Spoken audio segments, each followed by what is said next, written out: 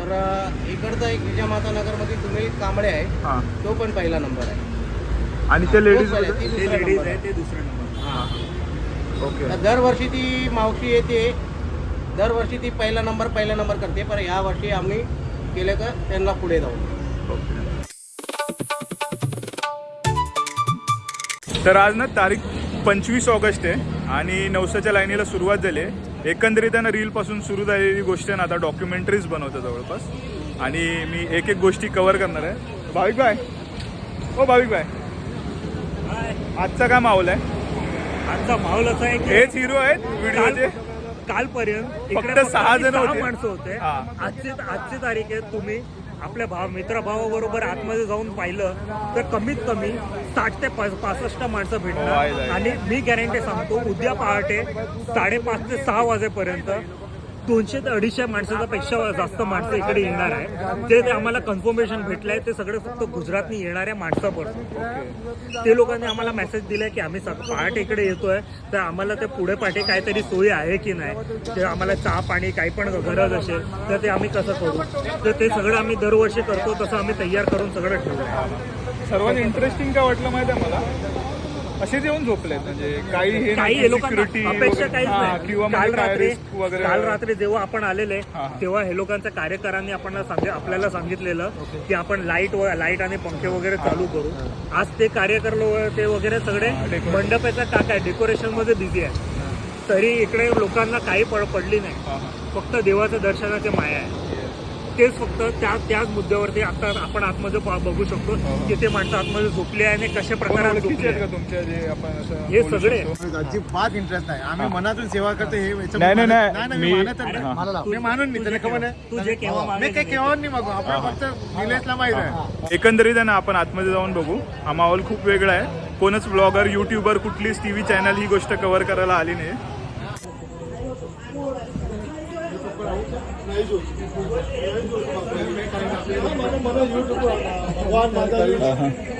नमस्ते.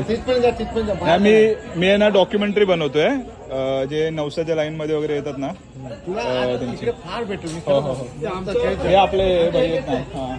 खूप वेगळा विषय आहे. इथे राहून मला ही गोष्ट माहिती नव्हती. ओके. हां हां झोपून असते. दुपारपासून झोपून आहे. हां हां. म्हणजे तुम्ही दुपार नाही, मला आज मी 2 महिन्यापूर्वी लाईन लावली ऍक्च्युली. म्हणजे हा कसं काय सीन आहे?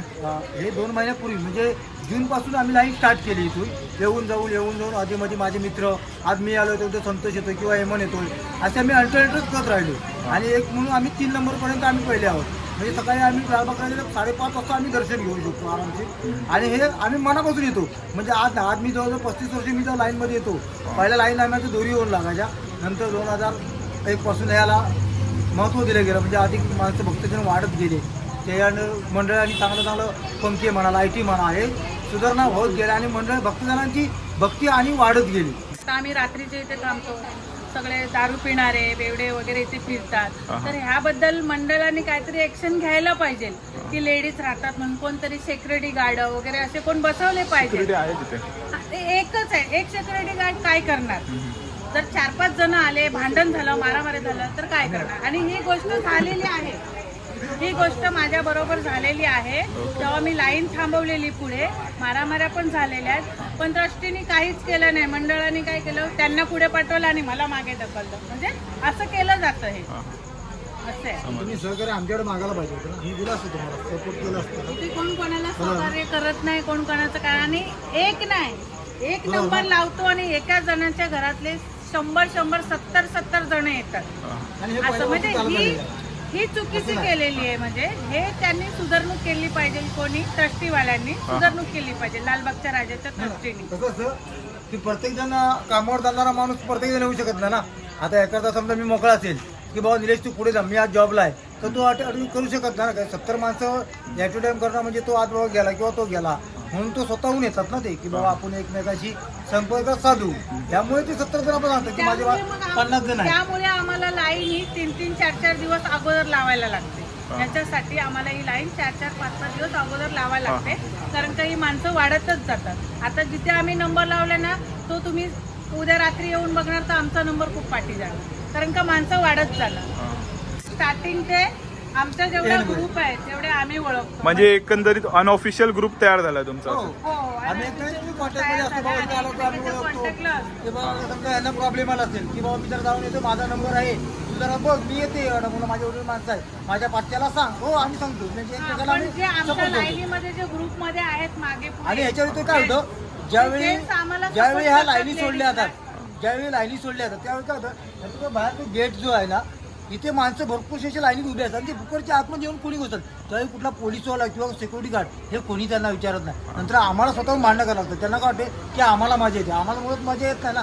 तर आम्ही जर इथे 3-4 दिवस 5 दिवस एखादा लेडीज किंवा एखादा जेंट्स 5 दिवस राहून जर लाईन लावत असेल आणि तुम्ही येऊन अचानक मध्ये घुसत असाल तर याला अर्थात हे नाही, अर्थात पण नाही आहे ना. आम्ही लाईन लावतो. समजा आम्ही लेडीज असतो लाईनीमध्ये रात्रीच्या, पण आमच्या जे मागे पुढे जेंट्स असतात नंबरमध्ये, ते आम्हाला सपोर्ट करतात. आम्हाला बोलतात तुम्ही इथे राहता तर तुम्ही जावा घरी, तुम्ही सकाळी या, आम्ही तुमचा नंबर ठेवतो. असं म्हणजे आमची इथलीच पब्लिक आम्हाला सपोर्ट म्हणजे करते एक एखाद्या दुसऱ्या स्त्रीला असं लेडीजला. रात्रभर ठेवणं म्हणजे बरं वाटत नाही ना आम्हाला. मग आम्ही सांगतो तुम्ही घरी जावा, आम्ही जेंट्स लोक असतो, तुमचा एक कोणतरी माणूस बोला, एखादा मुलगा की त्याला आम्ही सपोर्ट करू की तुम्ही घरी जाऊ. कारण लेडीजला इथं झोपवणं, एका आपली स्वतःची आई असते, आपण इथं झोपू शकतो का? नाही झोपू शकत. तसं आहे, शेवटी ती पण कोणाची आई बहीण असणार. मला एक इंटरेस्टिंग पडलेला प्रश्न आहे, हा 8 तास का? गणपती आपल्या घरात पण आहे, मनात पण आहे, लालबागचा राजा पण आहे, तसंच करिलोडचा राजा पण आहे, चिंतामणी पण. चिंतामणी पण आहे, काळा चौकीचा महागणपती किंवा सिद्धिविनायक पण. 18 वर्षापासून लाईन लावते. म्हणजे जे मी नवस बाप्पांना बोललेली इथे येऊन, जी माझी कामं अडकलेली, ती माझी कामं सगळी होत जातात. मग त्यामुळे मी श्रद्धेने दरवर्षी इथे येऊन लाईन लावते, नवसाच्या लाईन. म्हणजे असं बोलायला काही हरकत नाही का की ही जी प्रोसेस आहे, या प्रोसेसमध्ये जास्त आनंद आहे. दर्शन तर आहेच, पण ही जी प्रोसेस, त्यामधनं जाऊन नंतर मग दर्शन घेणं, याची एक तुम्हाला सवय झाली आहे आणि त्याच्यातून जो आनंद मिळतो म्हणजे आनंद एखाद्या मिळतो. वारीसाठी. हा बरोबर, याच्यातून जो आनंद मिळतो त्यासाठी आम्हाला छान वाटतं, म्हणून आम्ही इथे येतो.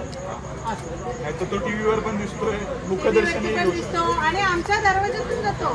चिंचपोकळीवरून लालबागचा राजा जातो, आम्हाला तेव्हा पण दर्शन भेटतात आणि आम्हाला मुखदर्शन पण भेटतात. पण ही जी एक मजा आहे ना, ती वेगळीच आहे. त्यासाठी आम्ही येतो. इथे अजून काही लोक बसलेले आहेत ना, त्यांना मी विचारणार आहे एकंदरीत हा त्यांचा एक्सपिरियन्स त्याबद्दल वगैरे. हॅलो हॅलो हॅलो हॅलो, कोण बोलत? तुम्ही बोला.